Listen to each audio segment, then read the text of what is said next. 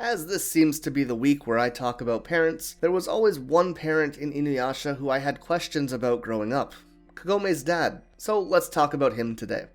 If you enjoy this kind of content and want to see more, remember to leave a like and subscribe to the channel for more daily Inuyasha and Yashahime content. Of course, you can also support the channel over on Patreon through the link in the description, and you can follow me on Twitter and Instagram at AxelBeats. Finally, just a reminder that every Sunday in December I'll be hosting the Escape from Japan stream at 5 PM EST, and that'll be here on YouTube. With all that being said, let's get into the video. Now, there isn't a whole lot of information on Mr. Higurashi. Mainly we hear about him from Kagome's mother. Kagome had just seen Kikyo and Inuyasha together, and was having a bit of an existential crisis, and girl, relatable, but her mother calms her down by telling her about how the sacred tree means so much to her, because this was the spot where her husband proposed.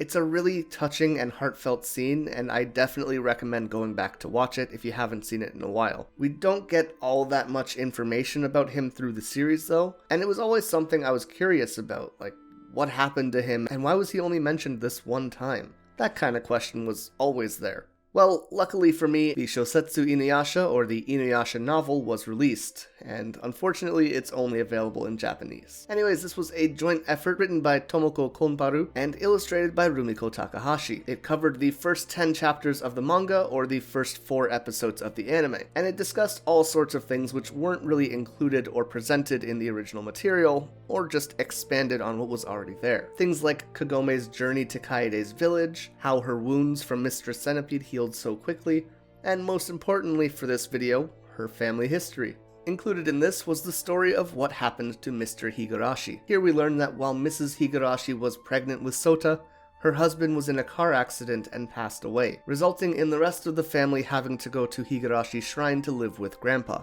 Which, yeah, super depressing to think about, but it's very in line with Rumiko's writing. Even her most recent manga, Maou, has a very similar event happen to the protagonist's parents. And shameless self-plug, but if you wanted to see more about Maou, I have a video on the first 2 chapters uploaded on this channel. But there you go. If you've ever wondered what happened to Kagome's father, and why he was never really in the series, it's because he died before Sota was born. I wish this could have been a plot point at some section of the story, maybe not like anything big, but something where Sota could go up to his mom or Kagome and ask what his dad was like. That could have been a super cute and heartfelt scene, and I really would have enjoyed seeing it. But let me know your thoughts in the comments down below. Would you have liked to see some flashbacks, or are you happy with how things were portrayed? If you enjoyed this video, remember to leave a like and subscribe to the channel for more Inuyasha and Yashahime content. And as always, a big thank you to our November patrons, our Dai Yokai, Miasma and Aikerochu, our Yokai, Lucifina Akuma, and our Hanyo, Jasmine Morales, Michael Greco, Negakitty, Simon Electric, Anthony Hogan, Brunette Thrasher, and Randy Moseyman. Thank you all so much for watching, and until next time, remember to stay excellent.